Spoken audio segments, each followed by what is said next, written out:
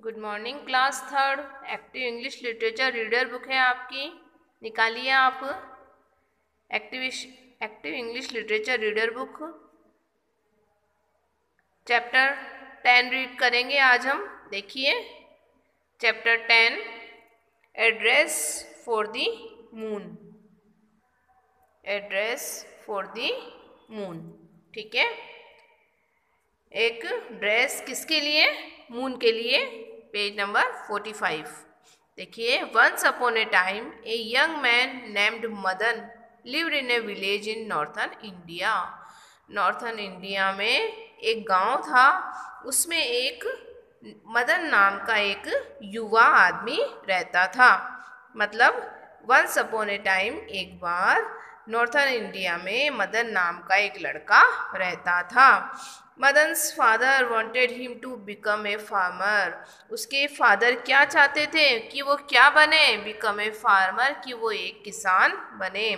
But Madan wished to leave the village and find work in town. लेकिन मदन की क्या इच्छा थी कि मदन ये चाहता था कि वो गांव को छोड़ दे and find work in town, और टाउन में जाके कोई काम करे या कोई काम ढूंढे। He promised his father that he would send a part of his earnings home regularly. He promised, उसने promise किया his father, उसके father से, that कि he would send, कि वो भेजेगा a part of his earnings home regularly, वो घर पर regularly यानी कि हमेशा उसकी अर्निंग का एक पार्ट भेजेगा।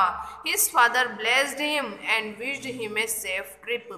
हिज फादर, उसके पिता ने ब्लेस्ड हिम, उसको आशीर्वाद दिया, and wished him a safe trip, और उसको एक अच्छी और एक सफल यात्रा के लिए उसको शुभकामना दी। ठीक है, नेक्स्ट पेज नंबर 46 पे आ जाइए। Next page number 46।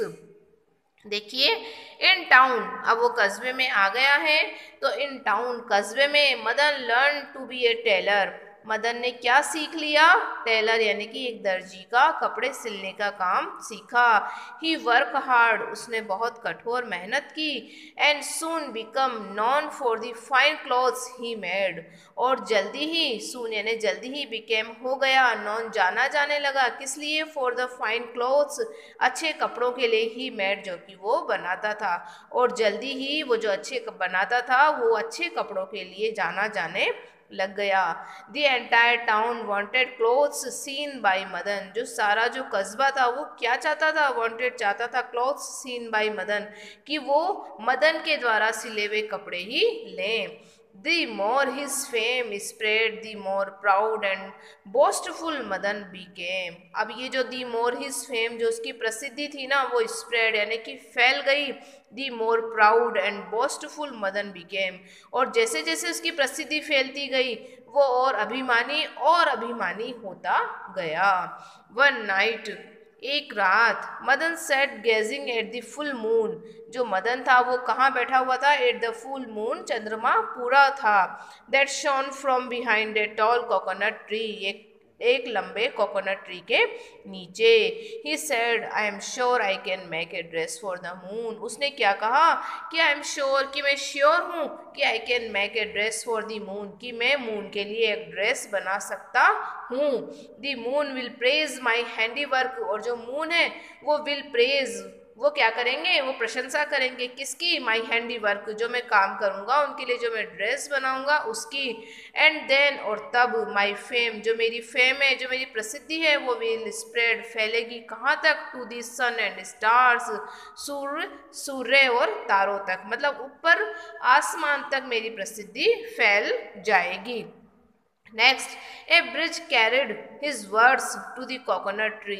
एक जो हवा थी वो कैरिड यानी ले गई, क्या? उसके हिज वर्ड्स, उसके शब्दों को कहाँ तक ले गई? To the coconut tree.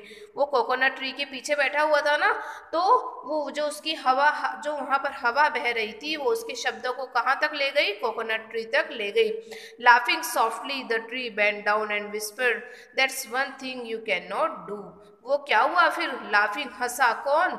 Softly, कौन हंसा? वो जो कोकोनट ट्री था हंसा, धीरे से हंसा, जो द ट्री बेंड डाउन, और फिर वो हंसकर क्या हुआ? झुक गया, एंड विस्पर्ड, और फुसफुसाया, that once thing you can not do, ये ऐसा काम है जो कि तुम नहीं कर सकते। मदन फ्रॉन्ड, मदन ने क्या करा? उसने इस तरह से कहा तो मदन ने मुंह फेर लिया। How do you know? What can I do?